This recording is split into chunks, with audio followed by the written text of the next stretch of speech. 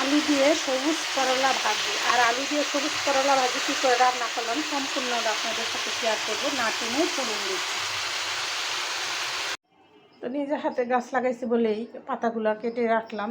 অনেক মায়া লাগলো গাছটা কেটে ফেলতে, তো আরেক বাড়িতে নিয়ে আমি গাছগুলো রেখে দিছি, আর পাতাগুলো ডালগুলো আমি কেটে নিয়ে আসছি। তাই খালি এগুলোই পারি নাই, এই যে এখানে এই যে আমার কাঠকচু গাছগুলো, এখানে হইলো কাঁকরোল গাছের পাতা, এগুলো দিয়েই আমি আজকে ভর্তা করব। আর এখানে গাছের থেকে করলাগুলো পারছি, করলা গাছটা এখনও কাটি নাই। আমার কিছুদিন পর পরে আধা কেজির মতো করলা আমি পায়রা পায়রা খেতে পারি। তো নিজের যদি কথা আছে না, নিজের বল বাহু বল, নিজের বল নাই পরের বলে কি আর শক্তি খাটানো যায়? আমি যেতটুকুই গাছ লাগাইছিলাম মনের আবেগ কোনো মুহূর্তগুলো আমার এখানে কাটাতাম। আমি অনেক সময় গাছ পানি দিতাম, গাছের যত্ন করতাম, তাই তার জন্য এই ফলগুলো আমি পাইতাম। তো তার জন্য আক্ষেপ করি না, আর কিছু বলারও নাই, বলতে পারতেছি না। মন মন অনেক কষ্ট, মনে অনেক ব্যথা, যে একটা গাছ একটা সন্তানের মতো। যখন গাছ বড় হয় ফল দেয় খুবই ভাল লাগে, খাই আর না খাই। আমি কিন্তু একা খাইনি এই করলা, আমি অনেকজনকেও দিছি, বাড়িও কিন্তু 2 দিন দিছি। আরও আশেপাশে যারা আছে সবাইকে এরকম আধা কেজি করে দিছি।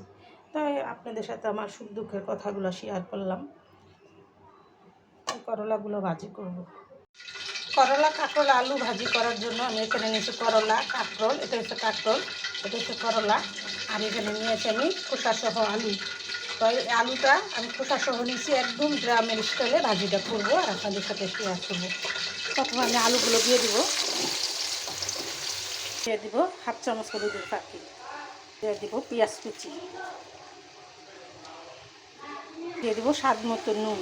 আর আমি সবসময় আপনাদের সতর্কবাণী দিয়ে থাকি, চুলার আঁচ কমিয়ে রান্না করবেন, দুর্ঘটনা এড়িয়ে চলবেন, বেঁচে যাবে হাজার হাজার জীবন, বেঁচে যাবে লাখ লাখ টাকা। আমার এই সতর্কবাণী আপনারা মেনে চলবেন, চুলা থেকে একটু দূরে সরে রান্না করবেন। আমি সচেতন, আমি আপনাদের সচেতনমূলক ভিডিওগুলো দিই, আপনারা আমার ভিডিওটা না টেনে দেখবেন আর একটু হলেও উপকৃত হবেন। তাই আমি সবসময় আপনাদের সতর্ক করে থাকি, আপনারা আমার সতর্কবাণীগুলো মেনে চলবেন। আলুটা এখানে হাফ সিদ্ধ হয়ে গেছে, আমি এখন কাঁচামরিচ দিয়ে দেবো, দিলাম কয়েকটা কাঁচামরিচ।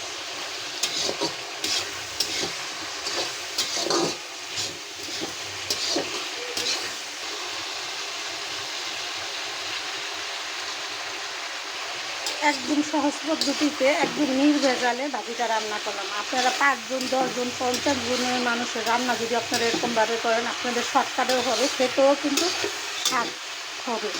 তো আপনারা আমার ভিডিওটা না টেনে দেখবেন, আর এরকম সুস্বাদু আলু দিয়ে করলা ভাজি একবার হলো খেয়ে দেখবেন। তেল মশলা কম দিয়ে যদি যে জিনিসটা রান্না করা হয়, এই জিনিসটা কিন্তু খেতে অসাধারণ হয়, দেখতে যেরকমই হোক। আর আমার রান্না সবসময় আমি রান্নার মধ্যে তেল মশলাটা কম দিই, আপনাদের সাথে সেটাই শেয়ার করি।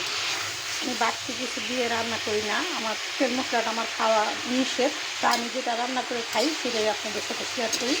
আমার ভিডিওগুলো আপনারা ভালোবাসেন আমি জানি, আমার ফেসবুকে ইউটিউবে আমার ভাই বোনেরা সবাই আমার ভিডিওগুলো অনেক ভালোবাসেন। আপনাদের ভালোবাসায় যেন আমি সামনে এগিয়ে যেতে পারি, এগিয়ে আমার জন্য করবেন।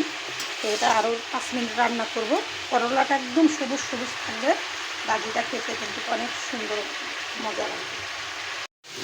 তো এখানে আমার করলাটা কিন্তু সবুজই আছে, আলুটা আমার সিদ্ধ হয়ে গেছে, দেখেন একদম গলে গেছে, আর করলাটাও আস্তে আস্তে আছে। তো আমি এরকম করে করলা সবুজ সবুজ করে ভাজি করি, আপনাদের সাথে শেয়ার করলাম।